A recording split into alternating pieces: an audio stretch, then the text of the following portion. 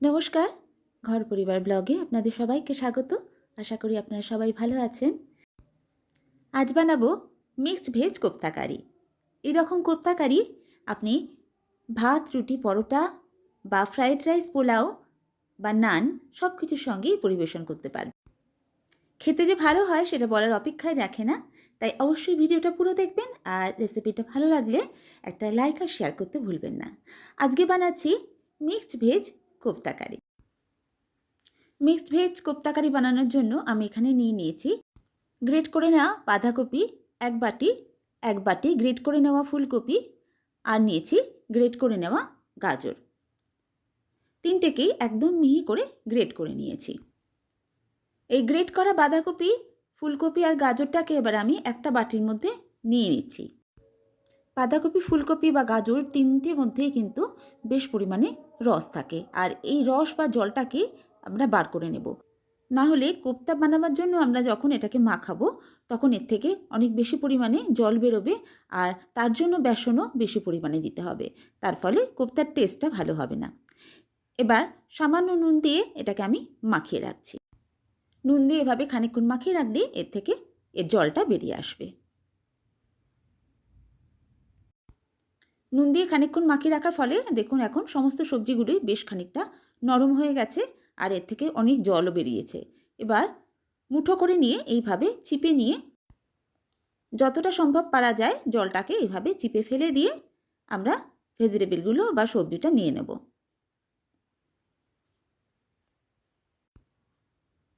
দেখুন ভেজিটেবিলগুলো থেকে ঠিক এতটা জল বেরিয়ে গেছে। অন্য বাটির মধ্যে আমি এগুলোকে নিয়ে নিয়েছি, আর ভেজিটেবিলগুলো দেখুন এখন একদম বেশ ঝুরঝুরে হয়ে গেছে। কোপ্তা বানানোর জন্য ঠিক এই রকম টাইপের ভেজিটেবিল হলে সবচেয়ে ভালো হয়। তাকে টেস্টি করার জন্য আমি এর মধ্যে আরও কিছু উপকরণ দিয়ে দিচ্ছি। এখানে আমি দিয়ে দিলাম ক্যাপসিকাম বেশ মিহি করে কুচিয়ে নিয়ে, দুটো কাঁচা লঙ্কার কুচি, আর দিয়ে দিলাম খানিকটা ধনেপাতা। এবার এতে দেব আদা রসুন বাটা, অল্প একটু হলুদ গুঁড়ো, সামান্য একটু কাশ্মীরি লঙ্কার গুঁড়ো, গরম মশলার গুঁড়ো। বাইন্ডিংয়ের জন্য এবার দিয়ে দেবো 3 চামচ বেসন।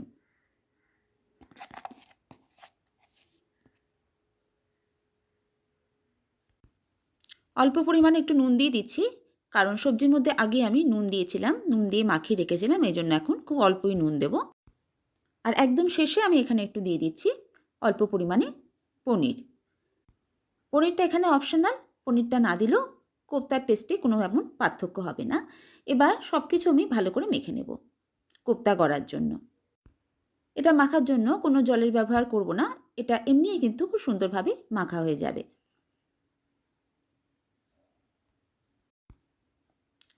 সবটা আমার মাখা হয়ে গেছে। এবার হাতে অল্প তেল লাগিয়ে নিয়ে কোপ্তাগুলো গড়ে নেব। হাতে তেল লাগালে কোপ্তা করতে সুবিধা হবে। নিজের পছন্দ অনুযায়ী শেপে আর সাইজে কোপ্তাগুলো বানিয়ে নিতে হবে। চাইলে আপনি গোলও করতে পারেন এরকমভাবে, বা চ্যাপ্টা করেও বানাতে পারেন। যদিও কোপ্তা বলতে আমরা এরকম গোল গোল আকারকেই বুঝিয়ে থাকি, আমি এখানে গোল শেপেরই বানিয়ে নিচ্ছি। আর কোপ্তা বানানো ভীষণই সহজ, হাতে একটু তেল লাগিয়ে নিলে খুব সুন্দরভাবে খুব সহজেই কোপ্তাগুলো খুব তাড়াতাড়ি বানিয়ে নেওয়া যায়। ঠিক এরকমভাবে প্রত্যেকটা কোপ্তা আমি বানিয়ে নেব। কোপ্তাগুলো একটা করে বানিয়ে আমি এইভাবে প্লেটের মধ্যে রেখে দিচ্ছি।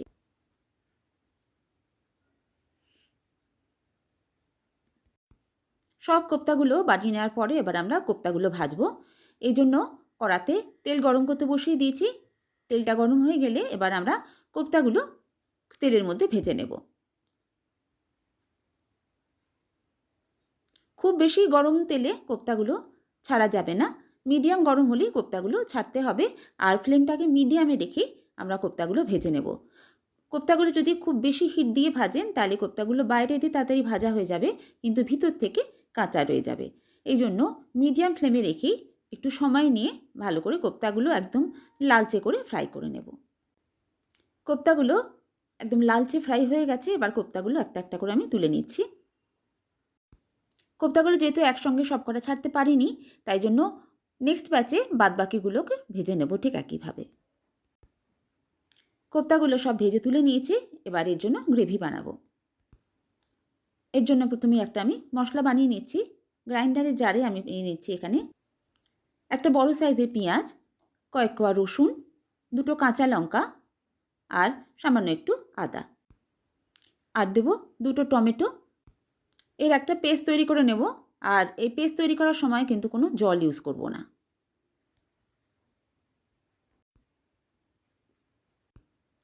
কড়ার মধ্যে দিয়ে দেবো 3 টেবিল চামচ তেল।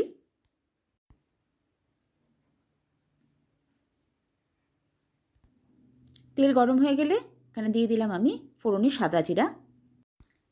ফোড়নটা ভাজা হয়ে গেলে এর মধ্যে দিয়ে দিচ্ছি আমি 1/2 চামচ পরিমাণে হলুদ গুঁড়ো আর 1 চামচ পরিমাণে কাশ্মীরি লঙ্কার গুঁড়ো।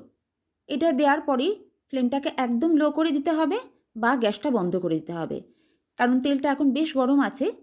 এইভাবে তেলের মধ্যে যদি হলুদ আর লঙ্কা গুঁড়ো দিয়ে ভেজে নেওয়া হয় তাহলে রান্নার কালারটা খুব সুন্দর হয়, কিন্তু এটা পুড়ে যাওয়ারও একটা চান্স থাকে। এই জন্য ফ্লেমটা বন্ধ করে দিতে হবে বা ফ্লেমটাকে একদম লো করে দিয়ে একটু এভাবে নাড়াচাড়া করে ভেজে নিতে হবে। কয়েক সেকেন্ড নাড়াচাড়া করি। এবার এর মধ্যে দিয়ে দেবো আমরা তৈরি করে রাখা আমাদের মশলার পেস্টটা। দিয়ে সঙ্গে সঙ্গে নেড়ে দিতে হবে। খেয়াল রাখতে হবে আমাদের মশলা যেন পুড়ে না যায়। এতক্ষণ ফ্লেমটা লোতে ছিল, এবার ফ্লেমটাকে মিডিয়ামে করে দিয়ে বাদবাকি টমেটো পেস্টটাও আমি দিয়ে দিচ্ছি। এবার সমস্ত মশলা একসঙ্গে খানিকক্ষণ কষে নিতে হবে।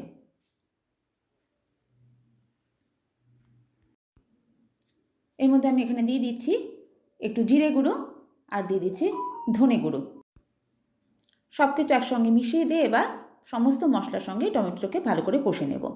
আর এই কষাটা একটু ভালো করে সময় নিয়ে কষতে হবে।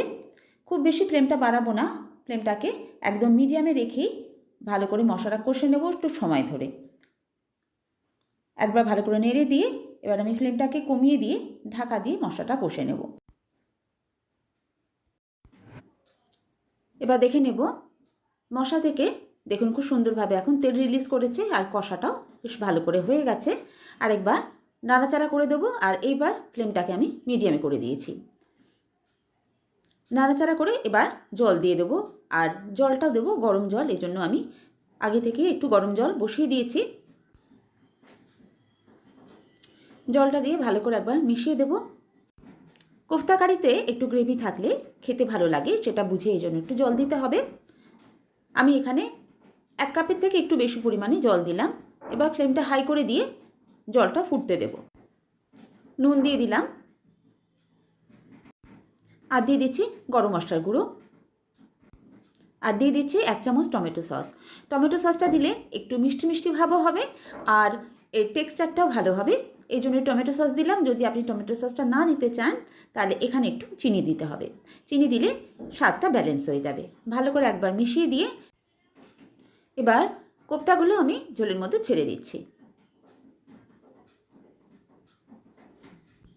এভাবে কোপ্তা করে আগে থেকে রেখে দিতে পারেন আর খাবার সময় গ্রেভির সঙ্গে ফুটিয়ে নিয়ে তারপর গরম গরম সার্ভ করতে পারেন।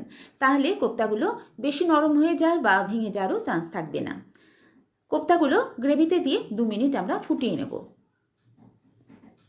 মিডিয়াম ফ্লেমে রেখে 2 মিনিট ফুটিয়ে নিতে হবে। আর এইভাবে একটু গ্রেভিটা আমি দিয়ে দিচ্ছি। 2 মিনিট ফুটিয়ে নিয়ে তারপরে গ্যাসের ফ্লেমটা বন্ধ করে দিয়ে স্ট্যান্ডিং টাইমে রেখে গরম গরম সার্ভ করে দিতে হবে। নামাবার আগে আমি সামান্য একটু ধনেপাতাও ছড়িয়ে দিচ্ছি। ধনেপাতাটাও সম্পূর্ণ অপশনাল, যেহেতু এখন শীতের সময় তাই তাজা ধনেপাতা পাওয়া যায় বলে আমি সামান্য একটু ধনেপাতা দিয়ে দিচ্ছি। মিক্সড ভেজ কোফতা কারি এখন সার্ভ করার জন্য একদম রেডি। কত সুন্দর দেখতে হয়েছে এটা দেখে নিন। আর গ্রেভিটাও ঠিক এরকম ঘন হবে, তবেই খেতে ভালো লাগবে। গ্যাসের ফ্লেমটা এবার আমি অফ করে দিয়ে সার্ভ করে দেবো গরম গরম আমাদের মিক্সড ভেজ কোফতা কারি। এই ধরনের কোফতা কারি ভাত, রুটি, পরোটা সব কিছু দিয়েই খেতে ভীষণই ভালো লাগে। এছাড়া ফ্রাইড রাইস বা পোলাওর সঙ্গেও আপনি সার্ভ করতে পারেন বা নান দিয়েও সার্ভ করতে পারেন। সব কিছু দিয়ে এটা খেতে ভীষণই ভালো লাগে। একবার অবশ্যই বাড়িতে করে দেখবেন, আশা করছি আপনাদেরও ভালো লাগবে। খুব সাধারণভাবে ঘরোয়া উপায় তৈরি করা হলেও এটা দেখতে বা খেতে কিন্তু একদম দোকানের মতো হয়। দারুণ টেস্টের এই কোফতা কারি অবশ্যই একবার বাড়িতে খাওয়ার অনুরোধ রইল। আর ভালো লাগলে একটা লাইক ও শেয়ারও করে দেবেন। আর আমার চ্যানেলকে সাবস্ক্রাইব করে আমার চ্যানেলে বন্ধু হয়ে আমার পাশে থাকবেন। আমার চ্যানেলে আমি সবসময় এই ধরনের ইন্টারেস্টিং রেসিপি পোস্ট করে থাকি, তাই অবশ্যই দেখবেন রেসিপিগুলো। আজ এই পর্যন্তই, আবার কোনো নতুন রেসিপি নিয়ে আপনাদের কাছে আসছি। সবাই ভালো থাকবেন, সুস্থ থাকবেন, আনন্দে থাকবেন।